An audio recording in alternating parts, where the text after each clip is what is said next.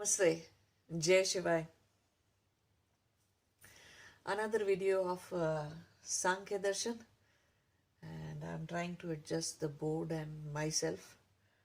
I'm not a video professional, so forgive me for that. It's really devastating to see yourself from different angles and see, oh no, this looks real bad. But it's okay. What I'm teaching, that is what you can focus on. So, from the ahankara, right? From the ahankara, chitta, or the storage device that we have, chitta is created. Now, chitta, we also call it manas at times. And the reason for that is that it's the same thing, it's one single organ, you can say, but the function of it is different. So when it is interacting with the Gyanendriya, the thing that perceives anything, the organ, you can say, or the structure in you, the element in you which actually perceives everything around. So when it is interacting with, when there is an interaction going on, then we call it manas. But when it's about sanskar or chitta vrittis, means the stored information. Say for example, you meet somebody first time, then you perceive them through manas. Now, based off of how they might have behaved with you, you have stored some information about them, especially not the kind of information that says that, okay, their height was this much and their color was like that, not that kind of an information. Instead, anything that invokes the aversion or craving in you, attachment or aversion in you, or that invokes fear in you, or that helps you play some of your identity. So anything that is there in the chitta, that is stored in chitta, is nothing but a solidified pattern of avidya, means illusion or delusion. So avidya, and then asmita means identities, different identities, and then raga, dvesha, and abhinivesha.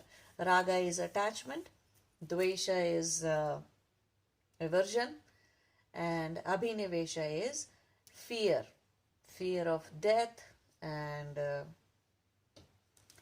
basically all fears ultimately results into fear of death and resistance to change. So this is all that is stored inside your chitta, and manas is the one that interacts with Gyanendriya. But if manas has to know, or that your Gyanendriya, if you are perceiving somebody the second time, not the first time, then some memory of it is going to come back from your manas to tell you, oh, so this person behaved with me like that, I don't like this person. You see, so last time, previous information comes out. And it's pretty much true when you are eating or when you are talking to people and in your everyday life. Then second thing that gets created is Gyanendriya, 5 Gyanendriya. Gyanendriya, a lot of people make this mistake.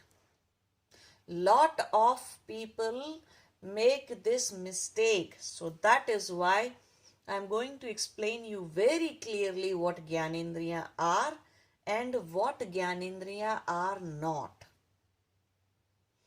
Gyanendriya is something very, very, very subtle in you.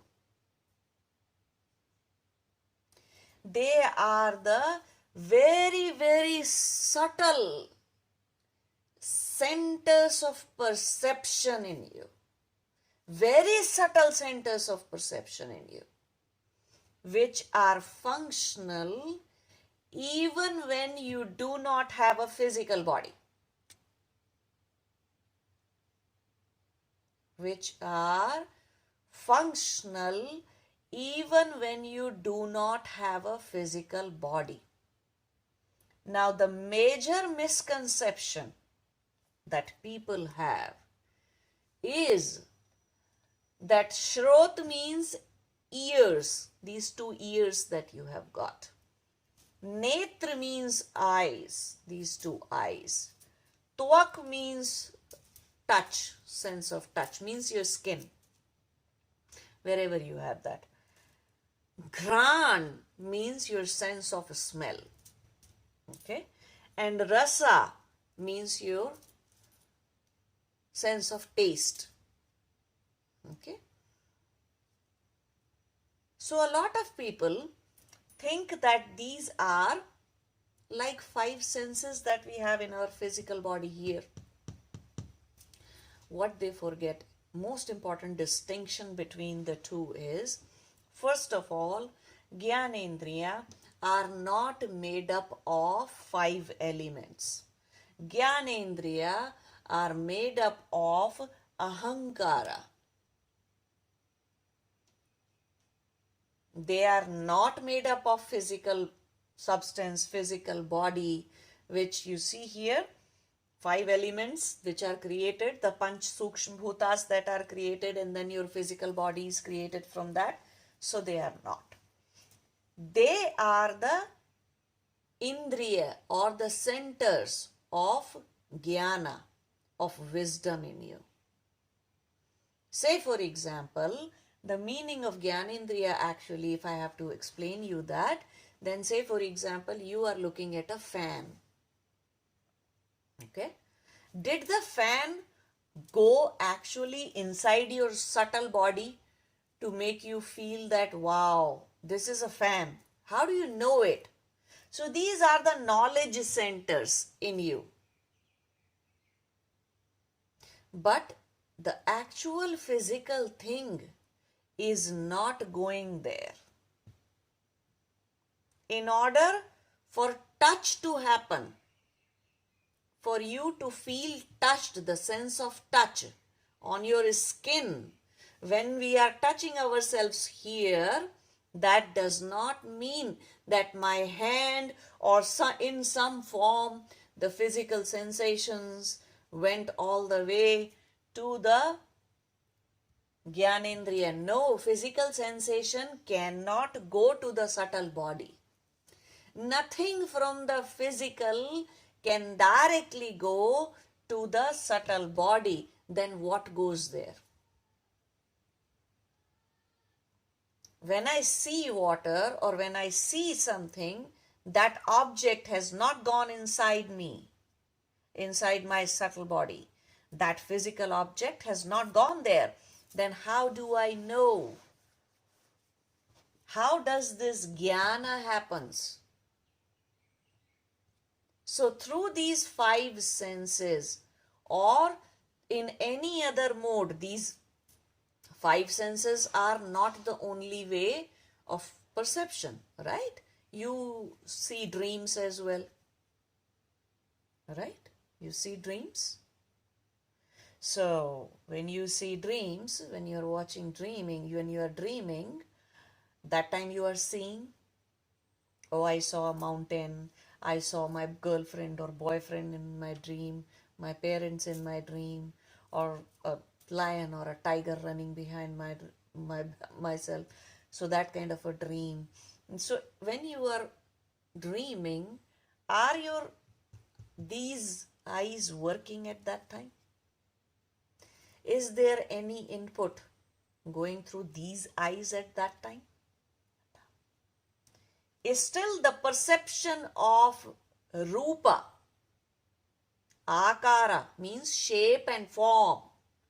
Perception of shape and form has happened to you despite the fact that you are dreaming and you are not using these 2 eyes. Same thing is with the ears. Shrota, this does not directly translate to your sense of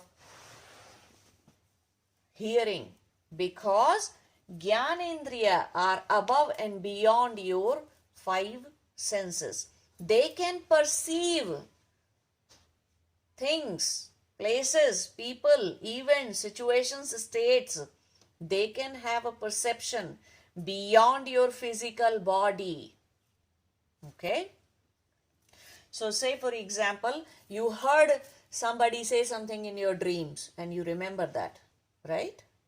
Where did that hearing happen? Because no input went inside using these two ears that you have.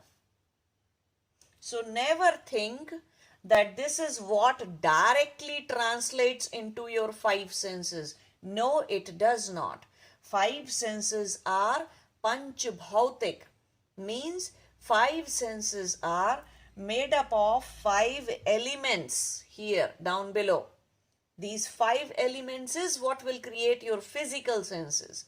While Ahankara or the I-ness is what has created Gyanendriya, means knowledge of perception. Knowledge through perception happens using these five Gyanendriya. So Shrota, this is for the perception of hearing.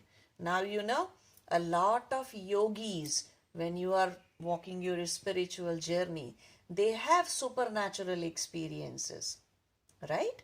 And during those supernatural experiences, at times I heard my Guru when I was in Samadhis, in Savikalpa Samadhi, and I was in deep states of meditation. At that time, I actually heard my Guru. Now my Guru is not there in this lifetime. I haven't heard him saying a word, but whatever projection I realized at that time, I was able to hear what he was saying. And mind it, he wasn't saying anything. It was more like as if a thought in him is what I heard. And later on, after Samadhi, after enlightenment, a lot of people get supernatural powers where they can hear other people's thought. We never say, I saw your thought. We always say, I can hear you. I can hear your thoughts. How come thoughts become hearable? Or thoughts can be heard when nothing has been said from your vocal cords, from your mouth. Nothing has been said. So just the presence of thought is perceived as a sound at that time. How does that happen? Because of Shrota, Gyanendriya Shrota. So these five things not only perceive the information through your physical body during the waking state, but also perceive the information, also perceive the knowledge during your dreaming state, during your deep sleep state, during even in deep meditative states. This Sukshma Sharira is functional. So these are something very, very, very, very tiny, very, very small, atomic, nucleus and nuclear kind of a thing. That's how small these things are. And now if you see, Shrota is one. That means, are you going to have one ear, or do you have hearing power in one ear only? So you see, many of the physical organs can be created. Multiple of same type of organ can be created using one Gyanendriya. So means one, in other words, this is not the right way to say it. Again, it looks like five senses were created using Gyanendriya. So sorry, discard that sentence. What I'm trying to say here is, one Gyanendriya of listening, power to hear, can actually perceive from both the ears. One center of perception, of seeing the shape and form, can perceive through these eyes, and during sleep, during dreaming, when there are no use of these eyes are not being used at that time, and can also see subtle objects in the Chidakasha, or you can say meditative space. For now you can understand it that way. In the meditative state, at times people see various geometric figures, geometric forms. They at times see their gurus or somebody else and somebody else, some people, some shapes, some forms, or perceive some sound. So all these are working. So these netra is not just taking the perception from your physical eyes. Same thing is tuak. Tuak is the thing that is touch. A lot of times I hear people saying that I was sitting quietly in my room and it felt as if somebody touched me on my shoulder, or somebody pushed me from the back. Just a jerk was what was felt, but there's nobody in the room. So maybe angry spirit did it, or something else did it, or if you even want to consider it an illusion. But the idea is that you felt touched or hit by someone. How did you know that person hit you? Or some invisible force has touched you. How do you? Because actually on your skin, nobody touched you on your skin. The input of touch has not gone inside you from via your physical body. Then what has carried the input to the Gyanendriya of tuak, saying somebody touched me? So somebody has bypassed, say may it be a spirit or some invisible force, whatever that invisible force is, that invisible force has not touched your physical body. So the input has bypassed your skin, which is a sense organ in you. It has bypassed. Still inside the jnana, the knowledge that is happening, or the perception that is happening, is of the fact that somebody has touched you. So now you see how differently these things work. And they are not limited by your physical powers. Same thing is with the nose. Nose is not what provides input. Nose is not the only thing that provides input to your ghrand, Gyanendriya. Nose is not the only thing. So many times there is no smell of roses in this room. And at times you are sitting, especially when somebody reaches highly meditative states, at that time they do smell lot of good smells. I used to smell rose jasmine, mix of rose and jasmine a lot of times, and there was no rose and there was no jasmine in my room or around me. But during highly meditative states, you do smell some really nice fragrances, but no input is going via your nose. Still, your grand Gyanendriya is giving you a perception of smell, of fragrance. Same thing is with rasa. In highly meditative states, at times you have a sweet taste in your mouth without eating anything sweet. Now these things may happen at other times too, but I only have the example of high meditative states where you perceive things beyond your five senses. So that's the reason I'm giving you that kind of an example. But yeah, people can taste something because of something else too. But it may not be a direct input through their tongue, which is used for taste. It may not be. And there comes a time when you are in your spiritual journey and these things are actually so much purified. Your whole entire existence, subtle body, is so much pure again, and physical, not blocked by your physical body, not in any way limited by your physical body, I would say. at that time, all these five gives you spiritual experiences, supernatural spiritual experiences.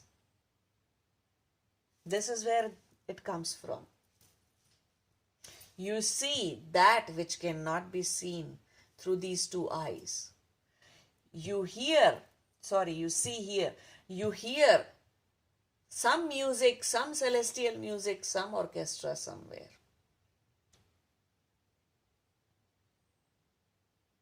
Right?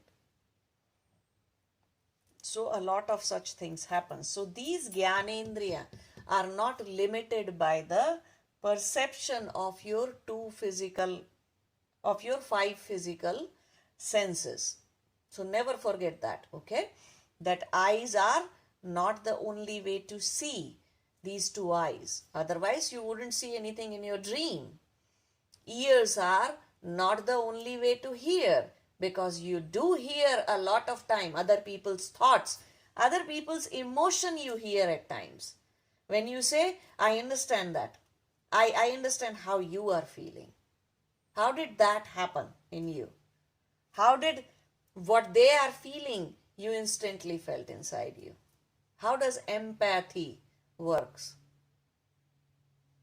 So these Gyanendriya are not at all limited by five physical senses. Five physical senses are a very, very, very limited faculty and very limited apparatus that we have got. Next is five Karmendriya that are created. Five Karmendriya are also created from Ahankara. So all these things are actually Ahankaric in nature. Means which cloth they have been cut from, or which basic element they all have been created from, is Ahankara. They are not bhautik or physical in nature. They are sukshma or subtle in nature. And once you have these things from Ahankara, they form your subtle body. They form your subtle body. And subtle body is something that you will always have until you attain self-realization, until you are enlightened.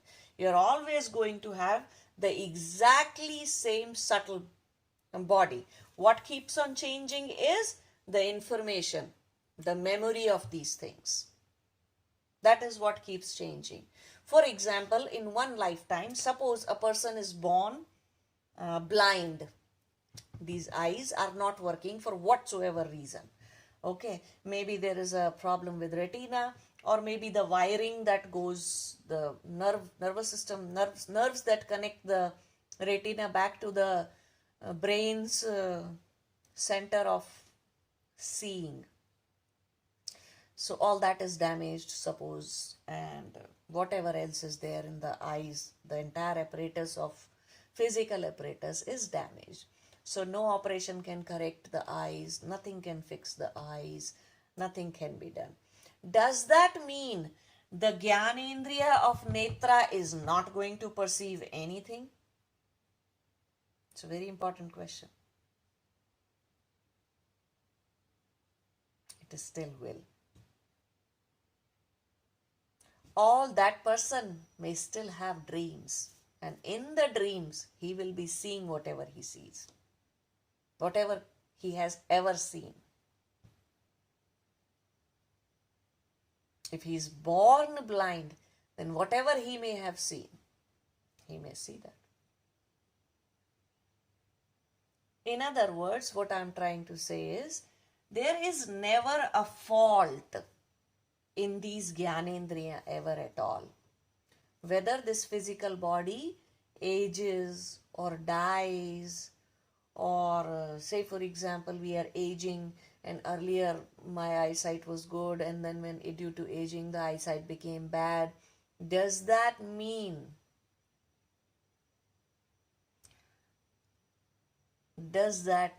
that my Gyanendriya has also aged? No. Aging has physical. Aging happens only to that which is physical, which is made up of Pancha Bhootas. Aging does not happen, does not occur to these things. That does not mean that these things will never die or will never be, never go into destruction. That's not what it means. But what it means is these things do not age and decay.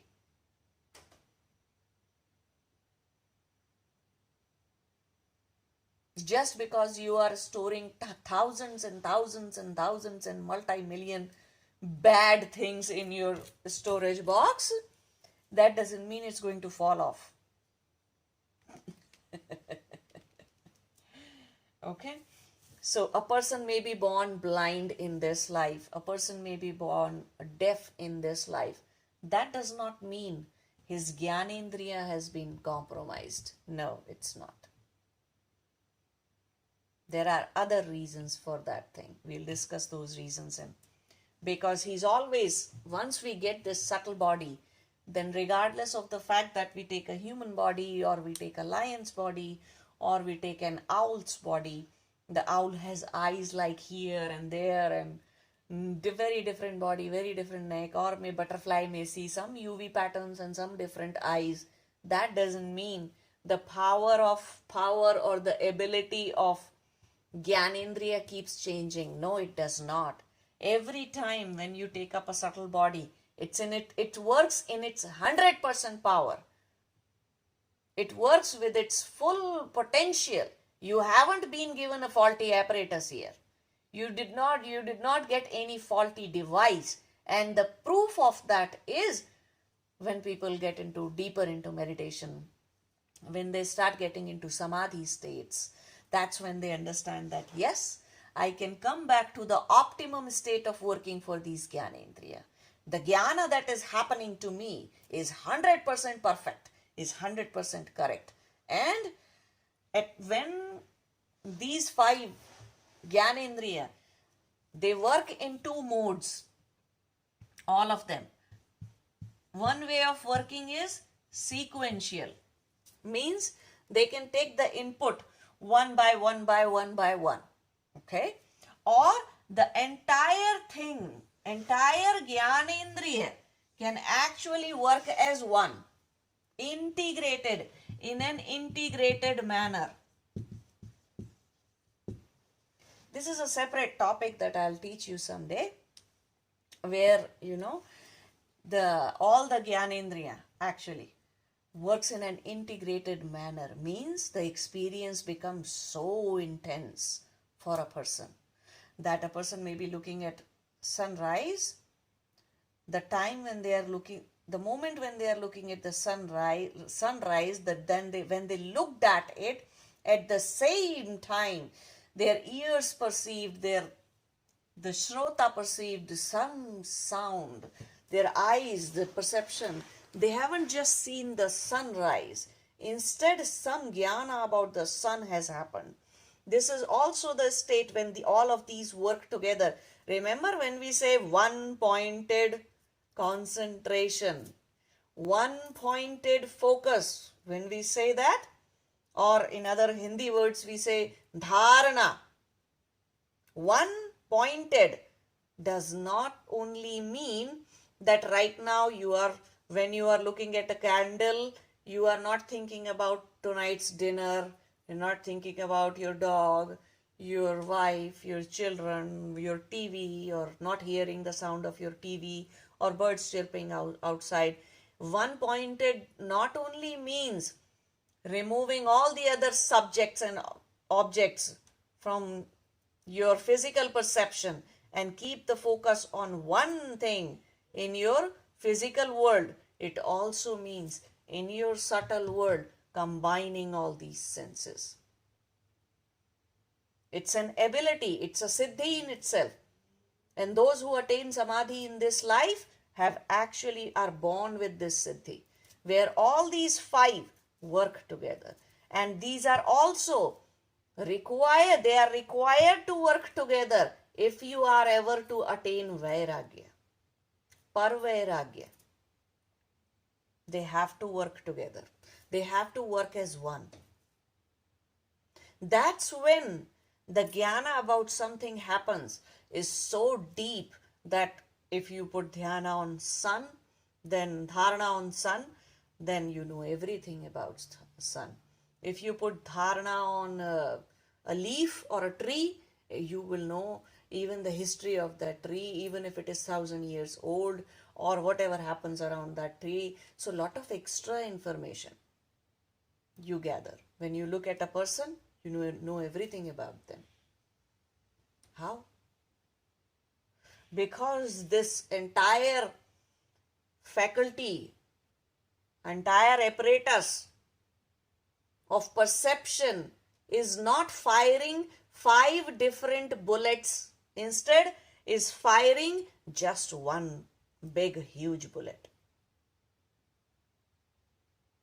Concentration, consciousness is not dividing itself for this perception separately, then this separately, then this separately, then this separately, and then this separately. It's not dividing itself into 5 different streams.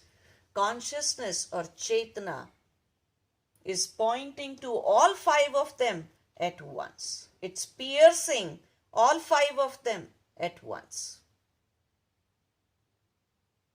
That is when we attain Siddhi. But in normal people, it's much more like sequential. If they are seeing the sunset, then what their kid is shouting from behind, they may not hear it. They may not hear the waves of the ocean at that time. They may not feel the sand beneath their feet on the ocean. So you see, sense of touch, hearing, seeing, it will happen sequentially. It can happen all very fast. That's not a problem. All this can happen in a moment. That at the time a person was standing on the beach, he was hit by the waves from the ocean, he has sand beneath his feet, his kid is shouting in the back, and he's looking at the sunrise or sunset, and the gentle air, warm breezes touching his body. All this can happen at once. Still, the sensation of it, the knowledge of it, the jnana of it in that person is going to happen one by one by one. He may see the sunset, then he will say, "What did you say?" to his kid. And he will have no idea that how deep he is already into the water. Or that sand beneath his feet has actually started shifting on the ocean. So the knowledge and the acknowledgement of the knowledge will happen sequentially. That is how it works in normal people. All these things work sequentially. They do not work all at once. All at once only happens when you have crossed the stage of dharana. One-pointed concentration has become your natural ability, your natural way. So now in such people, the experience is very intense. They'll never forget one sunset. Every time everything is happening around them, their experience is so damn intense. Because the consciousness is not dividing itself into 5 different streams to perceive anything. Instead, everything is going as one. So the intensity of perception, of jnana, wisdom, intensity of wisdom, depth of wisdom, quality of wisdom increases. So this is how important 5 Gyanendriyas are. Okay, and that is how different they are from your very limited 5 physical senses. So never think that these 5 Gyanendriya are directly, there is some kind of one-to-one or one-to-many relationship between these and your physical body. No, there is no one-to-one or one-to-many relationship. Yes, eyes also take input. Eyes. In Sanskrit, all your physical senses are called as golak. Golak. all your physical senses are called as golak in Sanskrit. They are not called as indriya. Indriya is something very, very, very, very, very subtle. Ati sukshma, very subtle. And their working is so much finer than this physical body that you have taken and any other physical body that you may take. It's the physical body which poses or which makes you limited, which creates limitations of perception in you. Otherwise, from your subtle body, the perception is infinite. It's not limited by anything at all. So then Ahankara creates 5 Karmendriya. Karmendriya are your hands, your feet, your excretory system where you excrete from, and your genitals where you urinate, again excretion thing, urinate from, or from where you actually reproduce from. So it's upastha is the reproduction system or urinary system, and vag is speech. Why isn't speech here in the Gyanendriya? When you are speaking, no jnana is happening. When you are speaking, no jnana is happening to you. There is something going out from you. Means jnana is being expressed through the speech. Karma can be done through the speech. But the organ of knowledge, the subtle center of perception, see, does not include speech. That is why we say, don't talk. When it comes to knowledge, if you really want to attain wisdom about something, don't talk. Talk less.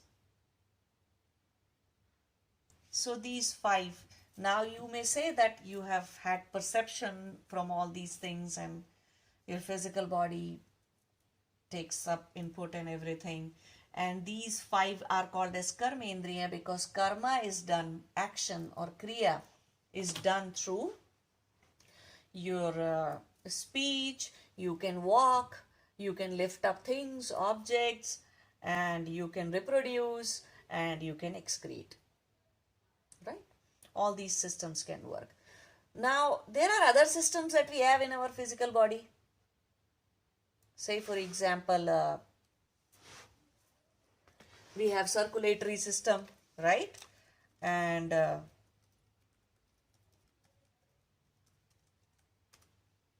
circulatory system, we have respiratory system, we have endocrine system, we have our liver and all these things. So we have so many other systems. How do those systems work? That is where Shakti comes into picture. That is where prana comes into picture. That is where we say prana is divided into 5 different types. There are 5 types of pranas, life energy. That is what takes everything. That is what helps connect physical body to the subtle body. That is what connects. Entire pranamaya kosha, you see, is a system where prana energy, prana is flowing in different ways. And that is what is taking information or inputs from physical body to the Gyanendriya. If I know, if first time if I am seeing a fan, I have never seen it, then when through the prana, because fan has not gone inside me, inside my subtle body, fan physically has not gone there. There's no way for anything from this entire world, from this entire samsara, there is no way anything can go inside my sukshma body, in my subtle body. Only a subtle can reach to the subtle body. Simple. Okay. So fan has not gone inside. So I may ask a question, what is this? So a question has come because inside my chitta, inside my manas, there is no information of something, an object that looks like that. So the question has come out. But the information that I do not know what this is, it has traveled through my eyes when through the fan that I am touching or I am seeing, it is the information has traveled to my Gyanendriya, to the center of perception. It has traveled through prana. If I have seen the fan before and I know that, oh, fan, then this jnana has happened to me again because of the flow of prana. So prana and pran shakti. Prana shakti, 5 different types of prana shakti. We'll talk about it in a different video. 5 different types of prana shakti is what regulates and manages all the involuntary systems that you have.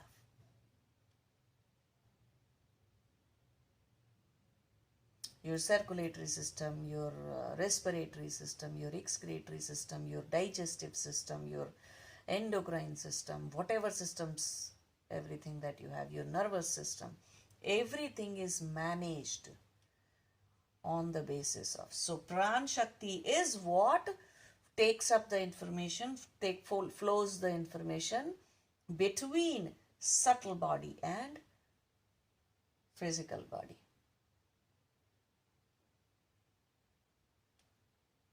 When this pran shakti becomes weak, suppose physical eyes have become weaker, that also means the pran shakti that carries what I am seeing has also diminished in its power. So now when jnana of what I am seeing is happening to me, I am not seeing the things clearly. Information, my Gyanendriya still works fine. The center of perception is still full-blown functional and is ready to perceive, but information is not reaching it properly because of the old body, decayed body, aged body, and used up organs, as well as weaker prana shakti. It's not reaching there. So if information is not reaching there completely, and if that's my mode of perception right now, that I'm trying to read a book but I have weaker eyes, and then at that time pran shakti is also weaker in my eyes, then whatever I am reading may not become so clear. So we cannot say the person's jnana center of perception has gone wrong or is weaker now or is aged now. No, it's just that the physical organs have aged or have become weaker, as well as the prana shakti that takes up the information there has become weaker. In lot of people, you may say they are very much physically fit and healthy. They are fine. Physically there is no problem in them. But their prana shakti is so low that even when they are looking, what they are looking at, what is it that I am looking at? That kind of question is there. The jnana is not happening. The knowledge of what they are perceiving is not happening to them. You see how many people are actually absent-minded. We call them absent-minded. But it's not that their center of perception is on strike. No, it's not. It's just that the pran shakti that carries the information inside, the pran shakti along with consciousness that carries the consciousness also rides on the pran shakti. So consciousness, the vehicle for consciousness is prana. So prana is not reaching there, consciousness is not reaching there. So a person may be looking at something but he's actually not seeing it. He may not be so attentive to what he is hearing. So proper jnana is not happening. That doesn't mean there is a fault in subtle body. It's only the fault. Faults always, all the faults are at the level of your physical body or at the level of your energy body. or the Pranmaya Kosha, or you can say Pranic Shakti. That's where all the faults are. Faults are never directly here as is. Okay? So this is one thing. Karmendriya, I told you these are for your physical actions. So this is how pretty much your creation is working. Tanmatras, as I said, Shabda will create Akasha. Shabd Tanmatra creates Akasha as a Panch Sukshma Bhoot. Roop creates Agni as a Panch Bhoot. Ras creates Jal. Gandh creates Prithvi. And Sparsh creates Vayu. Okay? Now again the same thing. A lot of people, when they translate these Pancha Bhutas in English, 5 elements in English, they will translate Akasha as space, ether. They will translate Jal as water, Prithvi as earth, Vayu as air, Agni as fire. This is wrong. This is outright wrong. Here I am not saying that those are not the 5 elements. Yes, space, water, earth, air, fire, yes, they are 5 elements. But they are Panch Bhutas. They are not Panch Sukshma Bhutas or Mahabhutas. Here, from the Tanmatra, what is created is Panch Mahabhutas. Okay? Or you can say Panch Sukshma Bhutas are created. Okay? Why am I saying these as Sukshma Bhutas? Again, subtle, something very subtle. Why I am saying this is part of your subtle body. These you will retain. These 18 things you will retain even after death. This you won't retain after death, the Sukshma Bhutas. But still, they are part of your subtle body. Okay? So, Akasha.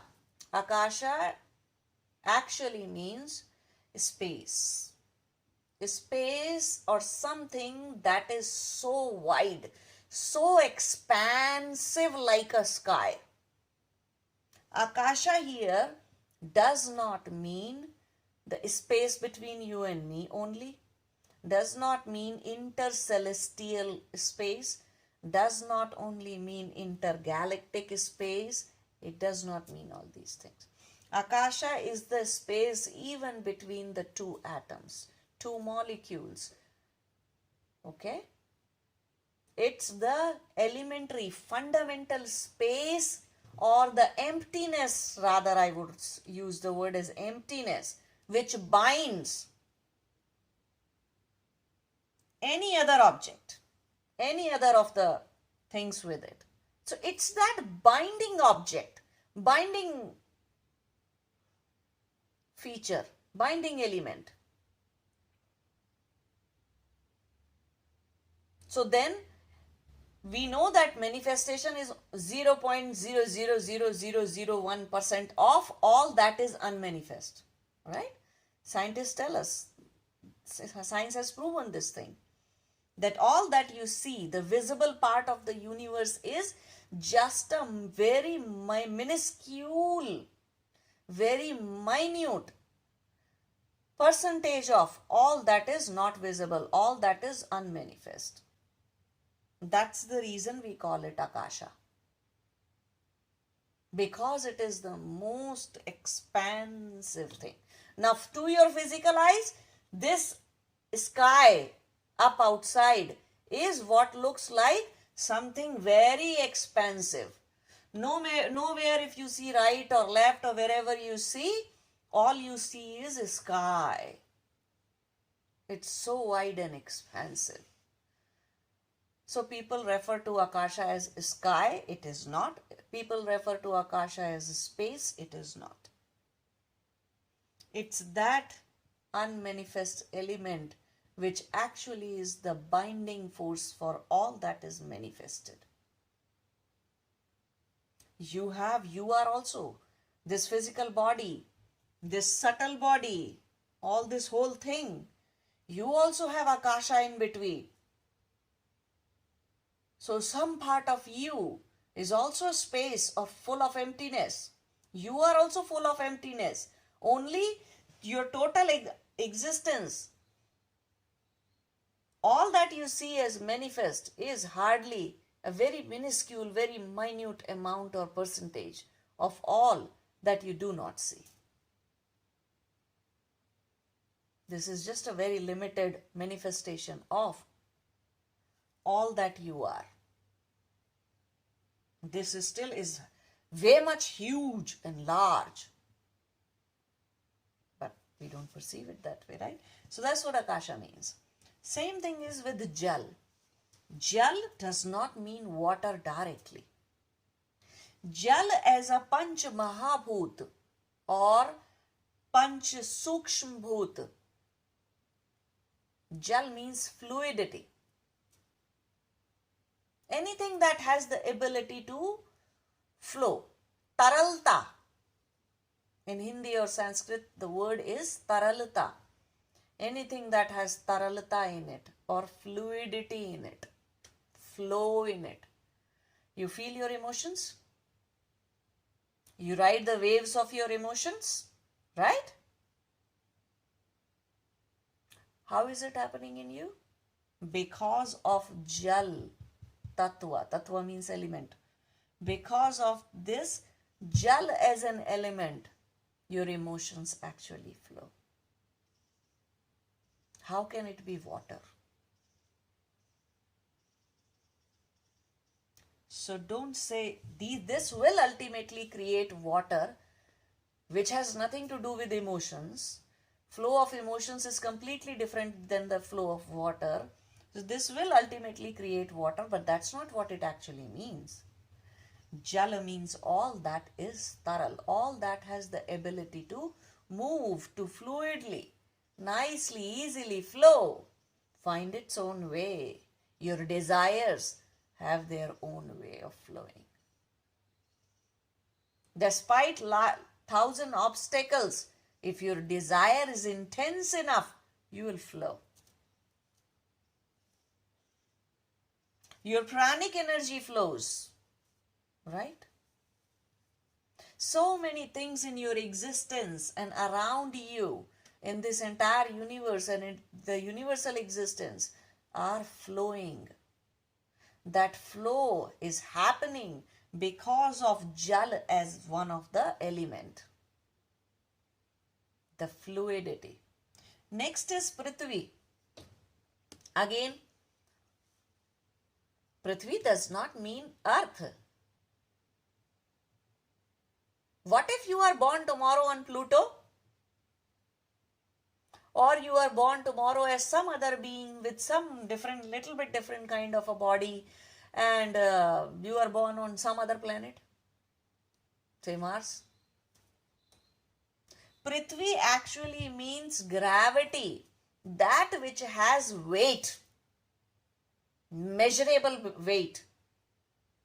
That is what makes our body stable. That Prithvi is the force through which I am able to walk, I am able to sit. You call it gravity when you see it in reference to a planet. You call it gravity. But it's actually the force which holds things in their place. When two different planets are hanging in space at a proper distance, they are neither coming closer right away, they are neither bumping into each other, nor they are going apart from each other. Say for example, all these 9 planets which are in our solar system, they are rotating the sun. How is it happening? Gravity. The force, the force which binds us. That's Prithvi. It also works when you get addicted to something. This is hard to move. Means it's not fluid. It's not going to go away. It's not going to change so fast. So any addiction, any habits in you, or any negative thought pattern, thinking negative all the time, that kind of a habit, not just physical habits, all your mental habits, habits to talk, anything that you call habit or addiction, mental or physical or emotional or whatever kind of it is, it actually has the element of Prithvi in it. So this does not only mean earth, that this means that which has gurutva, that which has weight in it. Your negative emotions have weight in it. Your bad habits have weight in it. Your body has weight in it. All the planets around you, so many things have weight in it. Not just the physical, emotional, your sadness, your grief, your shame, your guilt, your emotions which do not let you go, emotion things that you are not able to let go, all those are actually having weight in it. They are made up of, they have Prithvi Tattva in it, Prithvi element in it. Next is Vayu.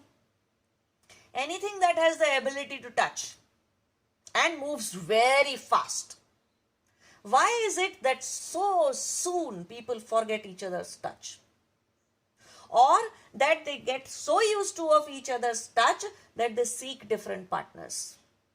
Because the sense of touch is so fleeting, because it's made up of Vayu, element of air.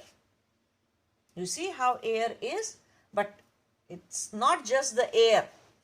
Element of Vayu will create the element as air, but here we are not talking about the element air. Here we are talking about Sukshma Bhoota, subtle element which creates the physical element of air. So these are the subtle elements which will create physical elements. But here we are talking about subtle element of Vayu. What else is it? Thoughts. Your emotions are of the nature of Jala. They have fluidity in them. But your thoughts have the quality of Vayu or air in it. That's why an emotion still may take 2.5 days from within you to change. For your emotional state change may take 2.5 days or 2.24 days or whatever that is. But your thought may change in a moment, in the blink of an eye, because it has the properties of Vayu, subtle element, Sukshma Bhoota. Next is Agni. Agni is not just that physical fire.